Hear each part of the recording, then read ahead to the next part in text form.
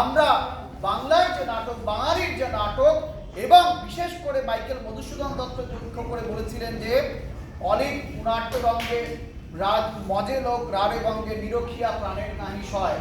তো মাইকেল মধুসূদন দত্ত বিশেষ করে নাটকের মধ্যে আলাদা একটা জনপ্রিয়তা নিয়ে এসেছিলেন। পরবর্তীকালে গিরিশচন্দ্র ঘোষ বা অন্যান্য যারা ছিলেন তারা প্রত্যেকে মনে করুন যে সেটাকে জনপ্রিয় করে তুলেছেন, এবং কলকাতায় ভীষণভাবে নাটক জনপ্রিয় ছিল, প্রচুর থিয়েটার ছিল। সেই থিয়েটারের ইতিহাসগুলো পড়লে আমরা জানতে পারি। এবং এই যে মুক্ত অঙ্গন যে থিয়েটার, তাও অত্যন্ত প্রচলিতশীল থিয়েটার, কিন্তু তার এখন জীর্ণ দশা।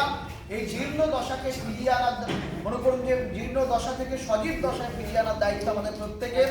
আসুন আমরা সবাই মিলে চেষ্টা করি, এবং মানিকতলার নাট্যদল নাট্যদল যেটা চেষ্টা করছে তাদেরকে সহযোগিতা করে সার্বিকভাবে নাটককে এবং আমাদের নাট্যশিল্পকে জনপ্রিয় করি। নমস্কার।